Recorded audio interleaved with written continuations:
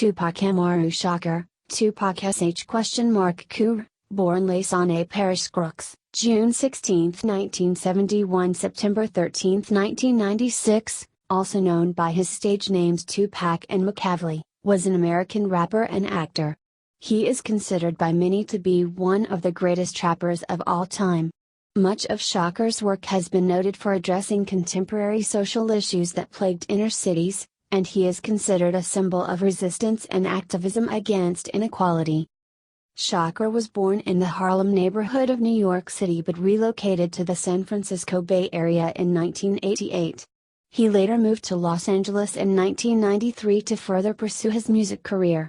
By the time he released his debut album Tupac Now in 1991, he had become a central figure in West Coast hip-hop, introducing social issues in the genre at a time when gangsta rap was dominant in the mainstream. Shakur achieved further critical and commercial success with his follow-up albums Strictly for My Niggaz, 1993, and the critically acclaimed Me Against the World, 1995, which is considered to be his magnum opus. Later that year, after suffering legal troubles and a robbery and shooting, Shakur became heavily involved in the growing East Coast-West Coast hip-hop rivalry. His double-disc album All Eyes on Me, 1996, became certified diamond. On September 7, 1996, Shakur was shot 4 times by an unknown assailant in a drive-by shooting in Las Vegas. He died 6 days later and the gunman was never captured. The Notorious B.I.G., Shakur's friend-turned-rival, was at first considered a suspect, but was also murdered in another drive-by shooting several months later. 5 more albums have been released since his death, all of which have been certified platinum. Outside music, Shakur also gained considerable success as an actor, with his starring roles as Bishop in Juice, 1992, Lucky in Poetic Justice, 1993, where he starred alongside Janet Jackson, Ezekiel in Gridlocked, 1997, and Jake in Gang Related, 1997, all garnering praise from critics. Shakur is one of the best-selling music artists of all time, having sold over 75 million records worldwide. In 2010, Shakur was inducted to the Library of Congress National Recording Registry. In 2017, Shakur was inducted into the Rock and Roll Hall of Fame in his first year of eligibility. Rolling Stone named Shakur in the list of the 100 greatest artists of all time. Early life. Tupac Amaru Shakur was born on June 16, 1971, into an African-American family in the East Harlem section of Manhattan in New York City. His birth name was Laisane Parish Crooks. Laisane was born a month after his mother was acquitted of more than 150 charges of conspiracy against the United States government and New York landmarks in the New York Panther 21 trial. His parents, Afeni Shakur, born Alice Faye Williams in North Carolina, and Billy Garland, were active members of the Black Panther Party in New York in the late 1960s and early 1970s. At 1 year old, his mother renamed him after Tupac Amaru II, the 18th-century Peruvian revolutionary who was executed after leading an indigenous uprising against Spanish rule. Tupac derives from Quechua Tupac, meaning royal.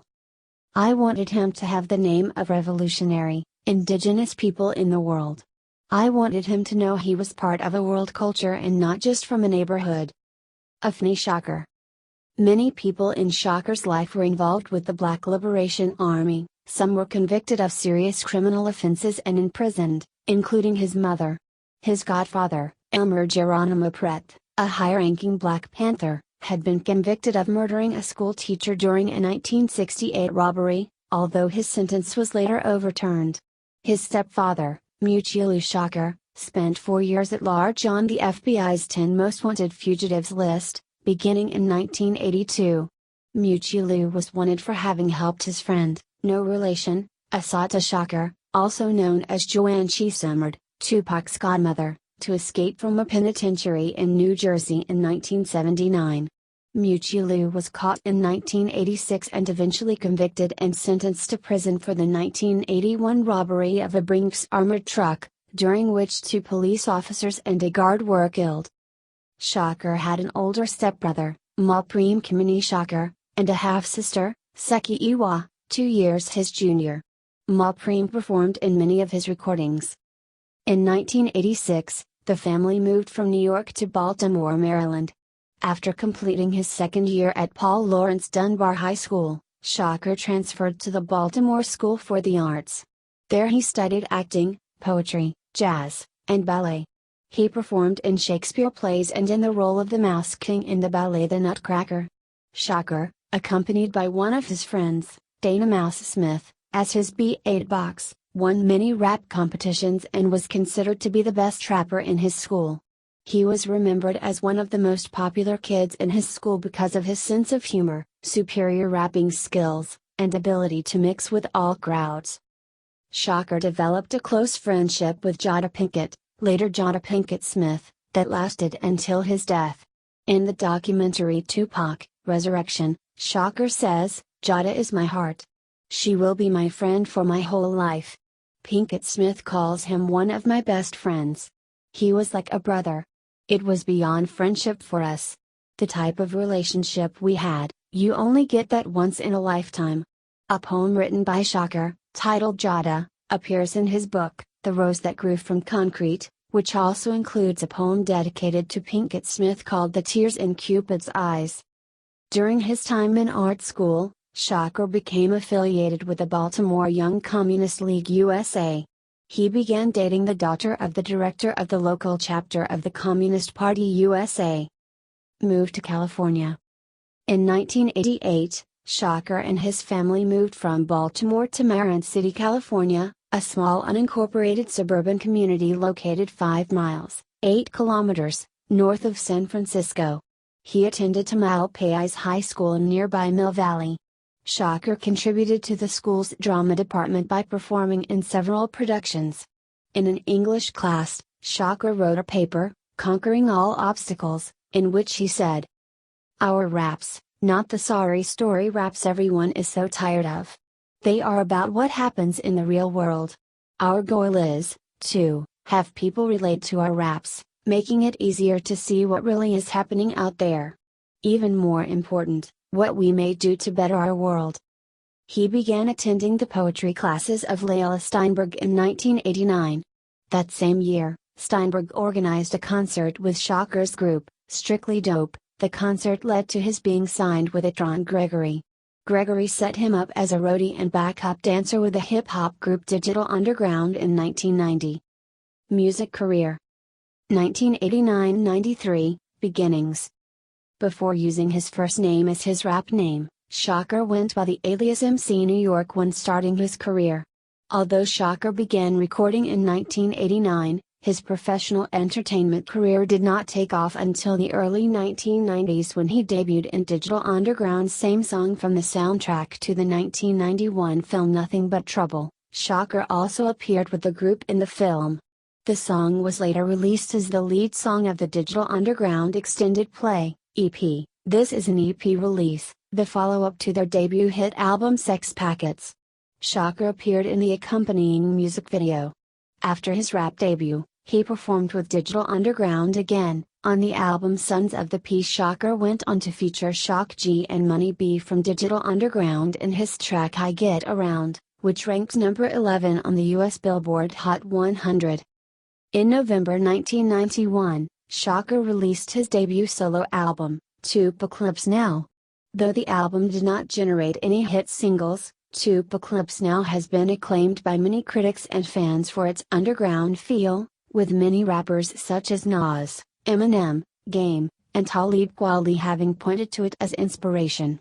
Although the album was originally released on Interscope Records, the rights to its distribution are now owned by MRU Entertainment, the label owned by Shakur's mother. The album's name is a reference to the 1979 film Apocalypse Now. Tupac Now generated significant controversy for numerous reasons. The songs Trapped and Branda's Got a Baby were widely noted both for their poetic qualities and their strong critiques of unjust social policies. Dan Quayle criticized the album after a Texas youth's defense attorney claimed he was influenced by Tupac Now and its theme of police brutality before shooting a state trooper. Quayle said, There's no reason for a record like this to be released. It has no place in our society. Shakur stated that he felt he had been misunderstood. He said, "I started out saying I was down for the young black male, and that was gonna be my thing," Shakur said. "I just wanted to rap about things that affected young black males. When I said that, I didn't know that I was gonna tie myself down to just take all the blunts and hits for all the young black males, to be the media's kicking post for young black males. I just figured since I lived that life I could do that, I could rap about that." The record was important in showcasing Shakur's political conviction and his focus on lyrical prowess. On MTV's Greatest Trappers of All Time list, Tupac Now was listed as one of Shakur's certified classic albums, along with Me Against the World, All Eyes on Me and The Don Illuminati, The 7-Day Theory. Tupac Now went on to be certified gold by the RIAA. It featured 3 singles, Brenda's Got a Baby, Trapped, and If My Homie Calls. His second studio album, Strictly for My Niggas, was released in February 1993. The album did better than its predecessor both critically and commercially, debuting at number 24 on the Billboard 200. The album contains many tracks emphasizing Shakur's political and social views, and there are noticeable differences in production from his first effort. While Tupac Now had an indie rap-oriented sound, Strictly for My Niggas is generally considered Shakur's breakout album. It spawned the hits Keep Your Head Up and I Get Around, and reached platinum status. On vinyl, Side A, tracks 1-8, was labeled the Black Side and Side B, tracks 9-16, the Dark Side. It is Shakur's 10th biggest selling album, with 1,366,000 units moved as of 2004. 1993-95, rise to prominence. In late 1993, Shakur formed the group Thug Life with a number of his friends, including Big Sick, Tiros Himes, Macadocious, Darren Rivers, his stepbrother Malpreme Shakur, and the Rated R, Walter Burns. The group released their only album Thug Life, Volume 1 on October 11, 1994, which went gold. The album featured the single Pour Out a Little Liquor, produced by Johnny J. Jackson, who went on to produce a large part of Shakur's album All Eyes on Me. The group usually performed their concerts without Shakur. The album was originally released by Shakur's label Utagutta Records, though MRU Entertainment has since gained the rights to it. Among the notable tracks are Bury Me a G, Cradle to the Grave, Pour Out a Little Liquor, which also appears on the soundtrack to the 1994 film Above the Rim, How Long Will They Mourn Me? And STR8 Ballin. As a result of criticism of gangsta rap at the time, the original version of the album was scrapped and re-recorded with many of the original songs being cut. The album contains 10 tracks because Interscope Records felt many of the other recorded songs were too controversial to release. Although the original version of the album was not completed, Shakur performed the planned first single from the album, Out on Bail at the 1994 Source Awards. Thug Life, Volume 1 was certified gold. The track How Long Will They Mourn Me? Later appeared on Tupac's posthumous Greatest Hits album. Shakur's third album, Me Against the World, was released in March 1995 and was very well received, with many calling it the magnum opus of his career. It is considered one of the greatest and most influential hip-hop albums of all time. It is Shakur's fourth best-selling album with 3,524,567 copies sold in the United States as of 2011. Me Against the World won Best Trap Album at the 1996 Soul Train Music Awards. Dear Mama was released as the album's first single in February 1995, along with the track Old School as the B-side. It would become the album's most successful single, topping the Hot Rap Singles chart and peaking at the 9th spot on the Billboard Hot 100. The single was certified platinum in July 1995, and later placed at number 51 on the year-end charts. The second single, So Many Tears, was released in June, 4 months after the first single. The single would reach number 6 on the Hot Rap Singles chart, and number 44 on the Billboard Hot 100. Temptations, released in August, was the third and final single from the album, It would be the least successful of the three released, but still did fairly well on the charts, reaching number 68 on the Billboard Hot 100, number 35 on the Hot R&B/Hip Hop Singles and Tracks, and number 13 on the Hot Rap Singles charts. 1995-96, Final Recordings. All Eyes on Me was the fourth studio album by Tupac, recorded in October 1995 and released on February 13, 1996, by Death Row Records and Interscope Records. The album is frequently recognized as one of the crowning achievements of 1990s rap music. Steve Huey of AllMusic stated that despite some undeniable filler, it is easily the best production Tupac's ever had on record. It was certified 5 times platinum after just 2 months in April 1996 and 9 times platinum in 1998. The album featured the Billboard Hot 100 #1 singles How Do You Want It and California Love. It featured 5 singles in all, the most of any Tupac album. Moreover, All Eyes on Me, which was the only Death Row release to be distributed through Polygram by way of Island Records, made history as the first double full-length hip-hop solo studio album released for mass consumption. It was issued on 2 compact discs and 4 LPs. Chart-wise, All Eyes on Me was the second album from Tupac to hit number 1 on both the Billboard 200 and the top R&B/Hip Hop albums charts. It sold 566,000 copies in the first week of its release and was charted in the top 100 for 1 week SoundScan sales since 1991. By the end of 1996, the album had sold 5 million copies. The album won the 1997 Soul Train R&B/Soul or Rap Album of the Year award. Shakur also won the award for Favorite Trap Hip Hop Artist at the 24th Annual American Music Awards.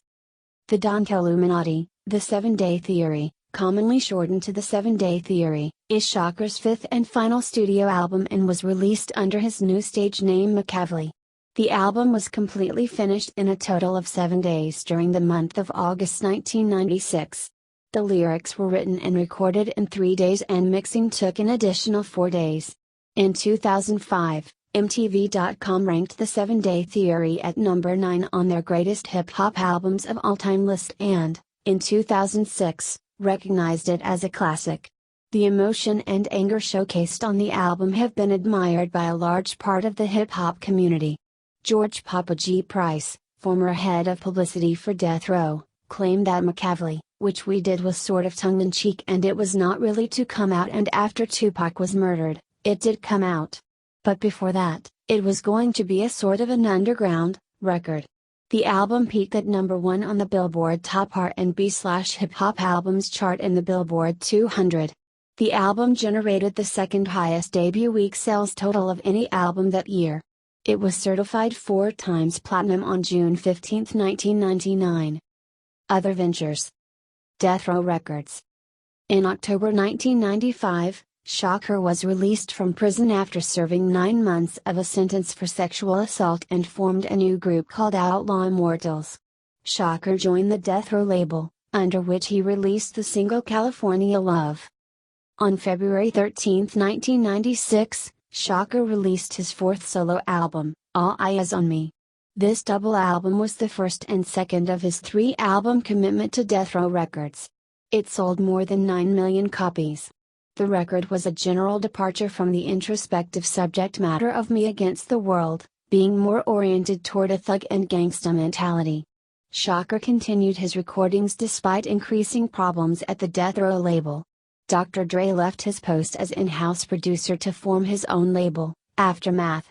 Shakur continued to produce hundreds of tracks during his time at Death Row, most of which would be released on his posthumous album Still I Rise, until the end of time, Better Days, Loyal to the Game and Pac's Life.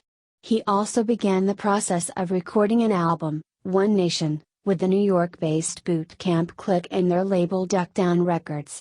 On June 4, 1996, he and Outlaws released the diss track Hit 'Em Up, a scathing lyrical assault on the Notorious B.I.G. and others associated with him. In the track, Shakur claimed to have had sexual intercourse with Faith Evans, the wife of Wallace, and attacked Bad Boy's street credibility. Shakur was convinced that some members associated with Bad Boy had known about the 1994 attack on him due to their behavior that night and the information that his sources gave to him. According to a 2005 interview with Jimmy Henchman, in Vibe magazine, after the attack, Shakur immediately accused Henchman, an associate of Bad Boy CEO Sean Combs, of orchestrating the attack.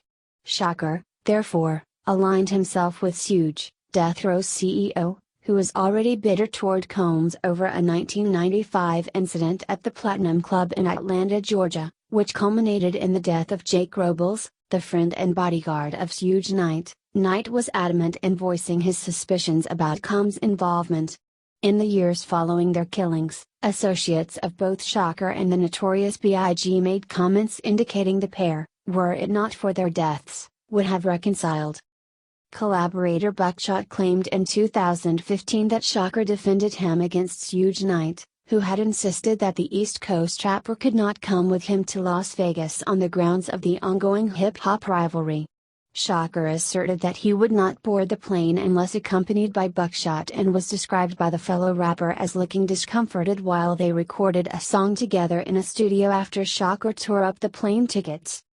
During an August 15, 1996, appearance at the Brotherhood Crusade rally, which featured several artists discussing the importance of voting, Shakur compared the sales of Death Row records to voters in the US and the influence he and other artists had over an adoring fanbase. Outlaws. When Shakur recorded Hit 'Em Up, a diss song toward Biggie, he recruited 3 members from the former group, Dramacetal, with whom he had worked previously and was eager to do so again. Shakur, with the 3 New Jersey rappers and other associates, formed the original lineup of the Outlaws. When Shakur signed to Death Row after his release from prison, he recruited stepbrother Malprem Shakur and Big Sick from Thug Life. Hussein Fatal, Napoleon, Idi Amin, Castro, Yaki Gaddafi, and Storm, the only female outlaw, were also added, and together they formed the original lineup of the Outlaw Immortals that debuted on All Eyes on Me. They later dropped the immortal part of their name after the untimely deaths of Shakur and Yaki Gaddafi and moved on as Outlaws without the members of Thug Life.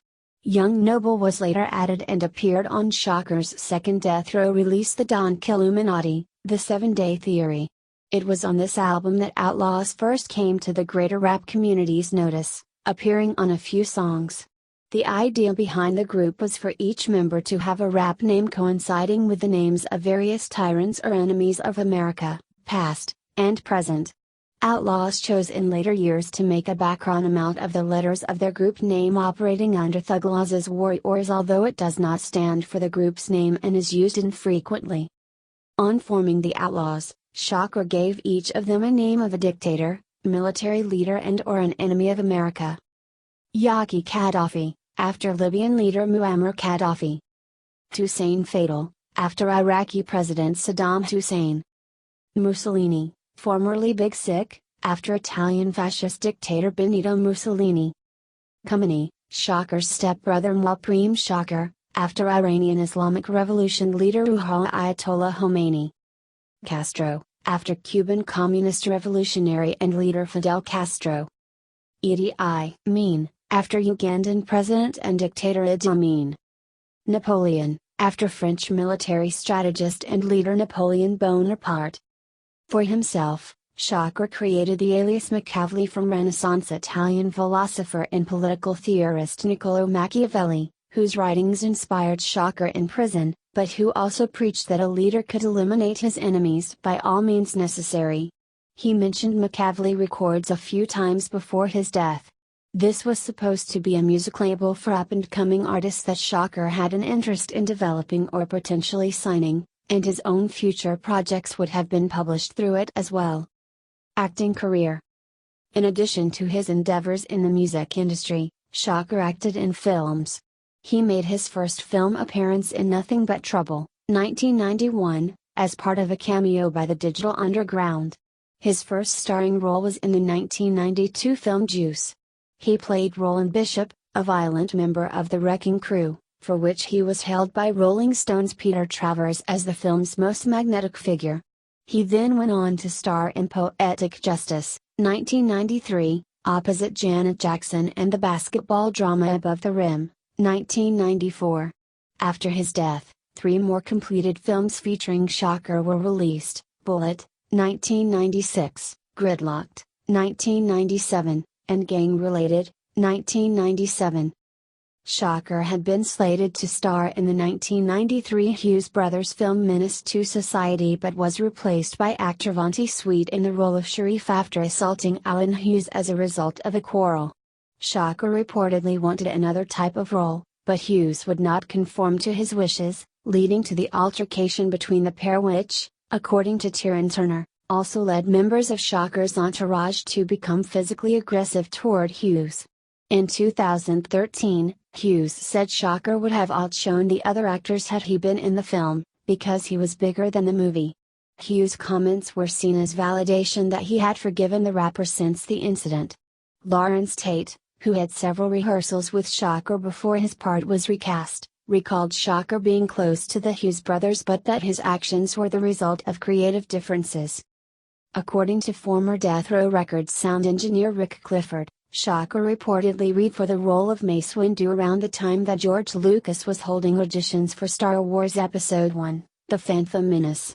The role ultimately went to Samuel L. Jackson. Director John Singleton mentioned that he wrote the script for his film Baby Boy with Shakur in mind for the lead role. It was eventually filmed with Tyrese Gibson in his place and released in 2001, 5 years after Shakur's death. The film features a mural of Shakur in the protagonist's bedroom, as well as featuring the song Hail Mary in the film's score. Artistry. Shakur's music and philosophy are rooted in many American, African American, and world entities, including the Black Panther Party, Black nationalism, egalitarianism, and liberty. Shakur's love of theater and Shakespeare also influenced his work. A student of the Baltimore School for the Arts where he studied theater, Shakur understood the Shakespearean psychology of intergang wars and intercultural conflict. During a 1995 interview, Shakur said, "I love Shakespeare. He wrote some of the rawest stories, man. I mean, look at Romeo and Juliet. That's some serious ghetto shit. You got this guy Romeo from the Bloods who falls for Juliet, a female from the Crips, and everybody in both gangs is against them. So they have to sneak out and they end up dead for nothing. Real tragic stuff. And look how Shakespeare busts it up with Macbeth. He creates a tale about this king's wife who convinces a happy man to chase after her and kill her husband so he can take over the country. After he commits the murder, the dude starts having delusions just like in a Scarface song. I mean, the king's wife just screws this guy's whole life up for nothing." In an interview in Spain, American music journalist Chuck Phillips said that what impressed him the most about Shakur was that he was a poet. Phillips said, "I like sacred texts, myths, proverbs, and scriptures. When Tupac came along, I thought he was quite the poet. It wasn't just how cleverly they rhymed. It wasn't just the rhythm or the cadence. I liked their attitude. It was protest music in a way nobody had ever thought about before. These artists were brave, wise and smart, wickedly smart. Tupac had so many sides. He was unafraid to write about his vulnerabilities." Shakur's debut album, Tupac Lives Now, 1991, revealed his socially conscious side. On this album, Shakur attacked social injustice, poverty, and police brutality in Brenda's Got a Baby, Trapped, and Part-Time Mother. On this initial release, Shakur helped extend the success of such rap groups as Boogie Down Productions, Public Enemy, X-Clan, and Grandmaster Flash and the Furious Five, as he became one of the first major socially conscious rappers from the West Coast. On his second record, Shakur continued to rap about the social ills facing African Americans, with songs such as The Streets Are Death Row and Last Words. He also showed his compassionate side with the anthem Keep Your Head Up, while simultaneously putting his legendary aggressiveness on display with the title track from the album Strictly for My Niggaz. He added a salute to his former group Digital Underground by including them on the playful track I Get Around. Throughout his career, Shakur expressed an increasingly aggressive attitude on his subsequent albums. The contradictory themes of social inequality and injustice, unbridled aggression, compassion, playfulness, and hope all continued to shape Shakur's work, as expressed in his incendiary 1995 album Me Against the World. In 1996, Shakur released All Eyes on Me, and many of the tracks are considered by critics to be classics, including Ambition's Ozarada, I Ain't Mad at Ya, California Love, Life Goes On, and Picture Me Rollin'. Shakur described All Eyes on Me as a celebration of life, and the album was critically and commercially successful. Influences. Shakur had enjoyed and had been influenced by the work of contemporary English and Irish pop musicians as a teenager, such as Kate Bush, Culture Club, Sinead O'Connor, and U2.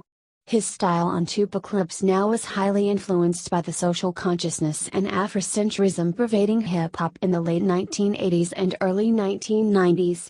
All Eyes on Me was a change of style from his earlier works, while still containing socially conscious songs and themes. This album was heavily influenced by party tracks and tended to have a more feel-good vibe than his earlier albums. Personal life.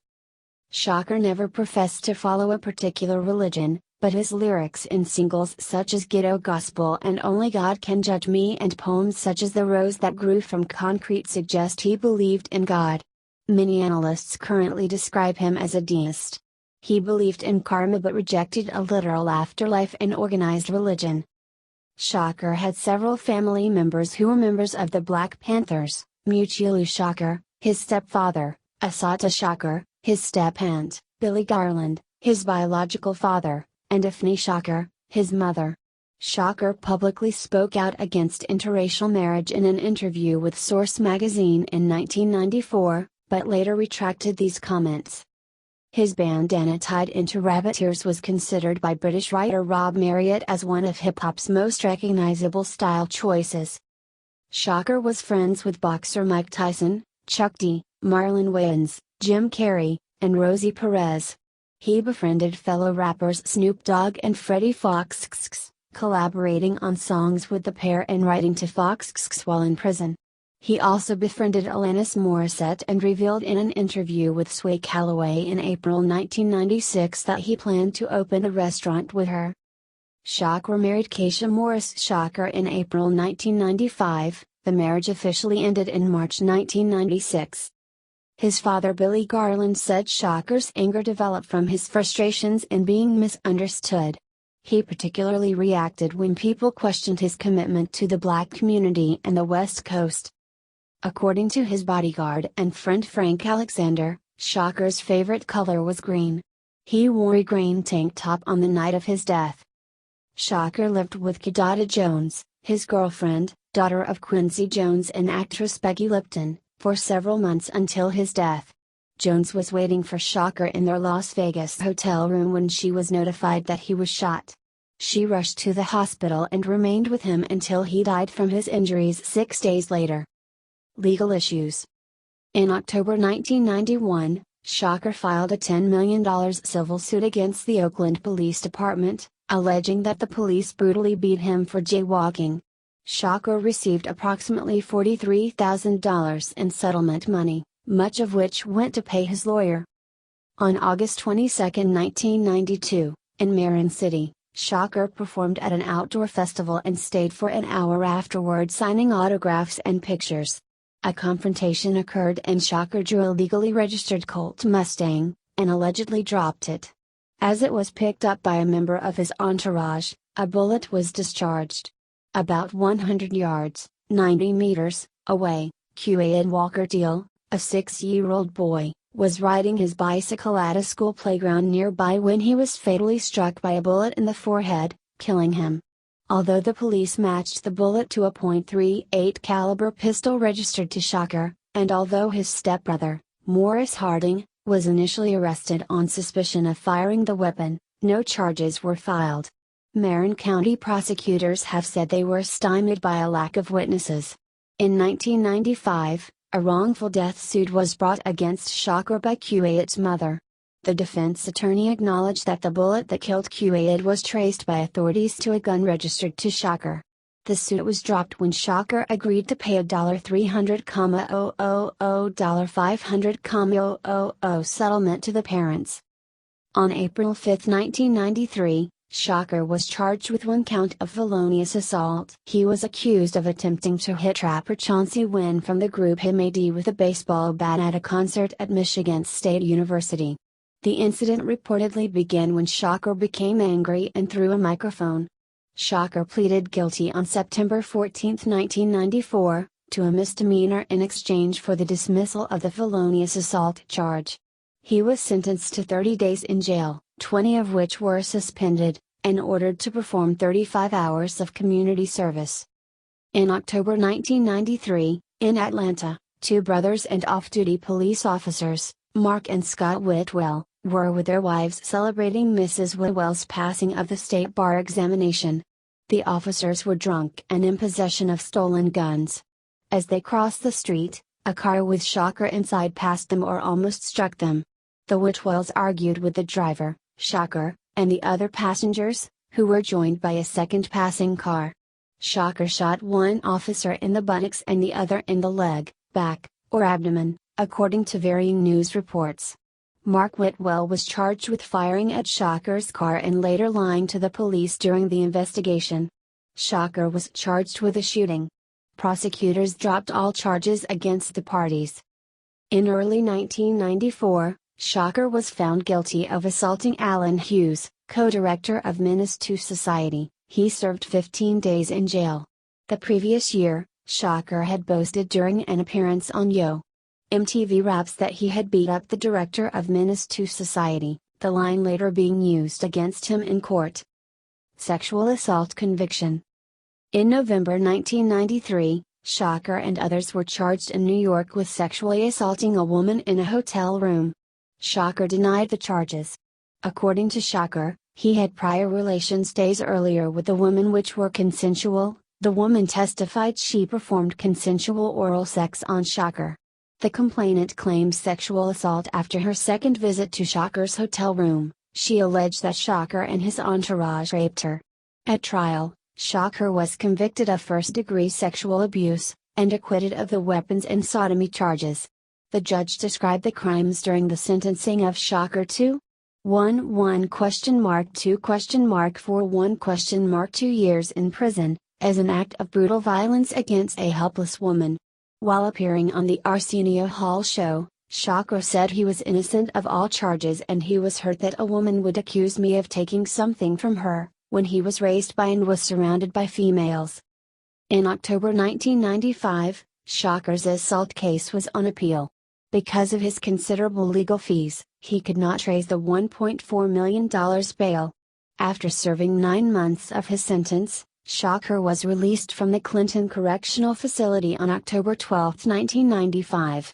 Suge Knight, the CEO of Death Row Records, had posted the $1.4 million bail, pending Shakur's appeal of the conviction, in exchange for Shakur releasing 3 albums under the Death Row label. On April 5, 1996, a judge sentenced Shakur to serve 120 days in jail for violating terms of his release on bail. Attack at Quad Recording Studios. On the night of November 30, 1994, the day before the verdict in his sexual abuse trial was to be announced, Shakur was robbed and shot 5 times by 3 men in the lobby of Quad Recording Studios in Manhattan. Shakur said that he believed the robbery was simply a setup for the attack, wondering why they would take jewelry and leave his Rolex watch. 3 hours after surgery for his wounds, Shakur checked out of the Bellevue Hospital Center against doctor's orders. In the day that followed, he entered the courthouse in a wheelchair in the verdict hearing for his sexual abuse trial. He was found guilty of 3 counts of molestation and found not guilty of 6 other charges, including sodomy, stemming from his 1993 arrest. In a 1995 interview with Vibe magazine, Shakur accused Sean Combs, Jimmy Hinchman, and Biggie, among others, of setting up the Quad Recording Studios attack. Vibe changed the names of the accused assailants upon publication. Later evidence did not implicate Biggie in the studio assault. When Biggie's entourage went downstairs to check on the incident, Shakur was being taken out on a stretcher, giving the finger to those around. On March 17, 2008, Chuck Phillips wrote in the Los Angeles Times about an alleged order for an attack on Shakur. The article was retracted by the LA Times because it relied partially on FBI documents, which were discovered to have been forged. They had been supplied by a man convicted of fraud. In 2011, Dexter Isaac admitted to having attacked Shakur on henchman's orders. Following Isaac's public confession, Phillips named Isaac as one of his unnamed sources for the retracted article. Prison sentence. Shakur began serving his prison sentence on sexual assault charges at Clinton Correctional Facility on February 14, 1995. Shortly afterward, he released his multi-platinum album Me Against the World. Shakur became the first artist to have an album at #1 on the Billboard 200 while serving a prison sentence. Me Against the World made its debut on the Billboard 200 and stayed at the top of the charts for 4 weeks. The album sold 240,000 copies in its first week, setting a record for highest first-week sales for a solo male rap artist at the time. While serving his sentence, Shakur married his longtime girlfriend, Keisha Morris. On April 4, 1995, the couple divorced in 1996. Shakur stated that he married her for the wrong reasons.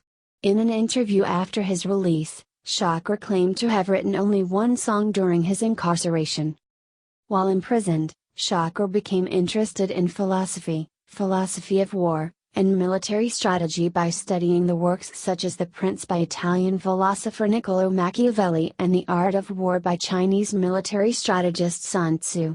The works inspired his pseudonym Machiavelli, under which he released the album The Don Illuminati, The 7-Day Theory. The album presents a stark contrast to previous works. Throughout the album, Shakur continues to focus on the themes of pain and aggression, making this album one of the emotionally darker works of his career. While in prison, Shakur wrote to Death Row Uncut director Nina Badashore about his plans to begin a new chapter of his life. According to Kevin Powell, who spoke to Shakur following his release from prison, the performer seemed like a completely transformed person.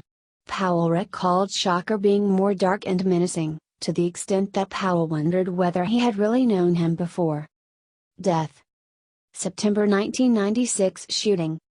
On the night of September 7, 1996, Shakur was in Las Vegas, Nevada to celebrate his business partner Tracy Danielle Robinson's birthday and attended the Bruce Seldon vs. Mike Tyson boxing match with Suge Knight at the MGM Grand. After leaving the match, one of Knight's associates spotted Orlando Baby Lane Anderson, an alleged Crips gang member from Compton, California, in the MGM Grand lobby. Earlier that year, Anderson and a group of Crips had robbed a member of Death Row's entourage in a Foot Locker store. Knight's associate told Shakur to attack Anderson, assisted by his and Knight's entourage. The fight was captured on the hotel's video surveillance. After the brawl, Shakur went with Knight to Death Row on Club 662. Shakur rode in Knight's 1996 black BMW 750L sedan as part of a larger convoy. At 11:00:05 p.m., PDT, they were halted on Las Vegas Boulevard by Metro Bicycle Police for playing the car stereo too loudly and not having license plates. These were found in the trunk of Knight's car and the party was released without being ticketed. At 11:15 p.m., PDT, when they were at a stoplight, a white, 4-door, late model Cadillac with unknown occupants pulled up to the right side of Shakur's sedan. Someone inside rapidly fired gunshots at Shakur. He was hit 4 times, twice in the chest, once in the arm, and once in the thigh. One of the bullets went into Shakur's right lung. Knight was hit in the head by fragmentation. Shakur's bodyguard, Frank Alexander, was not in the vehicle. He said that Shakur had asked him to drive the car of Shakur's girlfriend, Kidada Jones. After arriving at the scene, police and paramedics took Knight and the wounded Shakur to the University Medical Center of Southern Nevada. According to an interview with music video director Gobi, while at the hospital, Shakur received news from a Death Row marketing employee that the shooters had called the record company and threatened Shakur. Gobi informed the Las Vegas police but said that the police claimed to be understaffed. No attackers came. At the hospital, Shakur was heavily sedated, placed on life support machines, and ultimately was put under a barbiturate-induced coma to keep him in the bed. While in the intensive care unit, on the afternoon of September 13, 1996, Shakur died from internal bleeding. He was pronounced dead at 4:03 p.m. PDT. The official causes of death were noted as respiratory failure and cardiopulmonary arrest in connection with multiple gunshot wounds. Shakur's body was cremated the next day. Some of his ashes were purportedly later mixed with marijuana and smoked by members of the Outlaws. However, Idi Amin claimed in a 2014 interview that the ashes did not belong to Shakur. His fifth album, The Illuminati, The 7-Day Theory, was released 2 months later, and numerous other posthumous albums followed. Aftermath. In 2002, the Los Angeles Times published a 2-part story by investigative reporter Chuck Phillips, titled Who Killed Tupac Shakur? Based on year-long research that reconstructed the crime and the events leading up to it. Information gathered by the paper indicated that the shooting was carried out by a Compton gang called the Southside Crips to avenge the beating of one of its members by Shakur a few hours earlier. Orlando Anderson, the Crip whom Shakur had attacked, fired the fatal shots. Las Vegas police discounted Anderson as a suspect and interviewed him only once, briefly. He was later killed in an unrelated gang shooting. The article also reported the involvement of East Coast rapper The Notorious B.I.G., Shakur's rival at the time, and several New York criminals. Before they died, The Notorious B.I.G. and Anderson denied any role in the murder. In support of their claims, Biggie's family produced computerized invoices suggesting that he was working in the New York recording studio the night of the drive-by shooting. His manager Wayne Barrow and fellow rapper Lil Cease, James Lloyd, made public announcements denying Biggie's role in the crime and claimed further that they were with him in the recording studio the night of the event.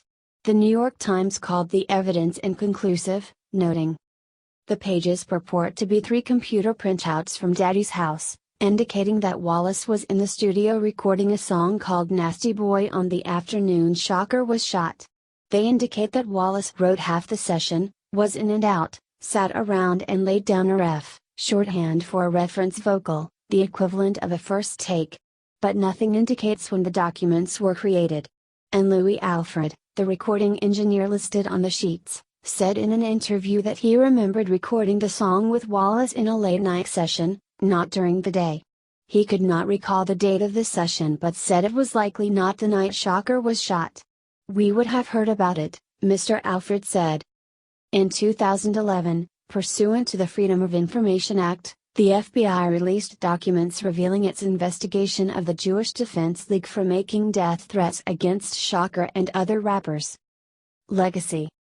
At a Mobb Deep concert following the death of Shakur and the release of the Illuminati, The 7-Day Theory, Cormiga recalled in an interview that the fans were all shouting McCavely, and emphasized the influence of the Illuminati, The 7-Day Theory and of Shakur himself even in New York at the height of the media-dubbed intercoastal rivalry.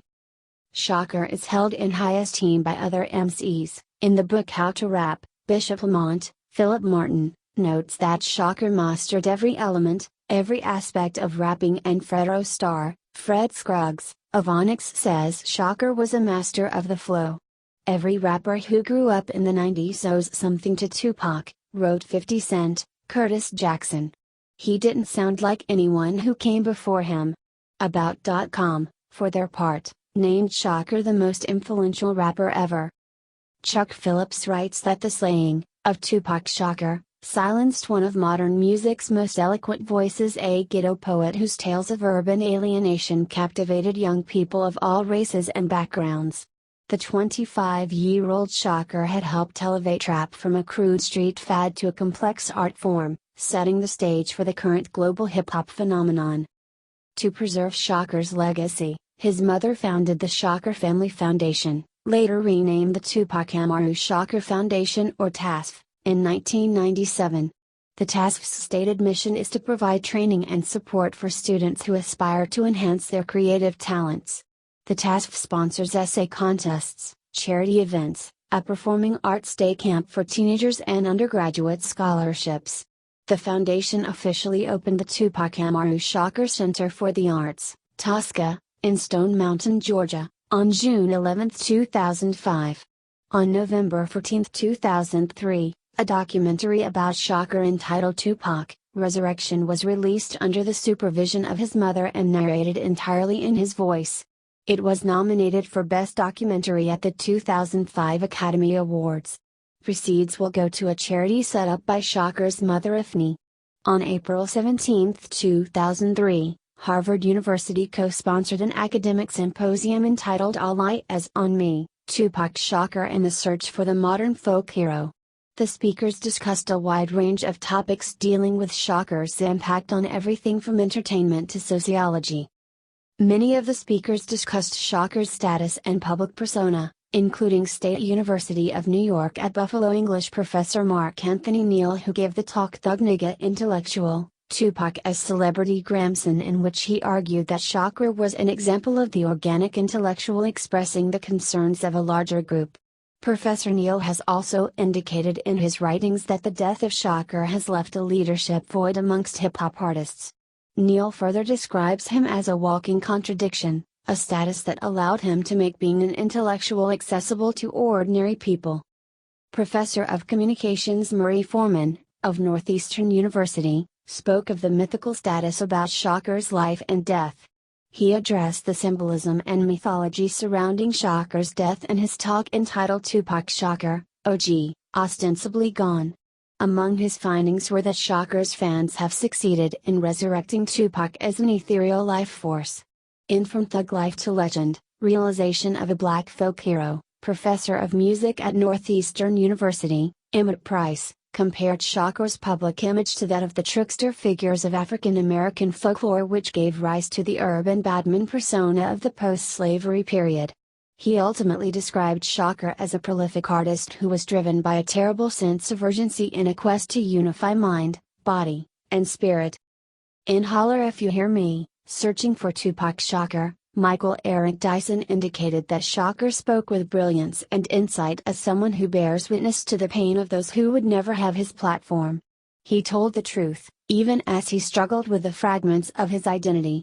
At one Harvard conference, the theme was Shakur's impact on entertainment, race relations, politics, and the hero, martyr.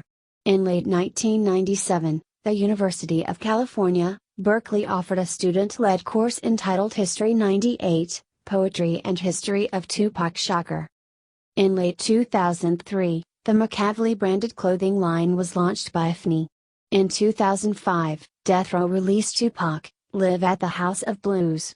The DVD was the final recorded performance of Shakur's career, which took place on July 4, 1996, and features a large number of Death Row artists. In August 2006, Tupac Shakur Legacy was released. The interactive biography was written by Jamal Joseph. It features unseen family photographs, intimate stories, and over 20 removable reproductions of his handwritten song lyrics, contracts, scripts, poetry, and other personal papers.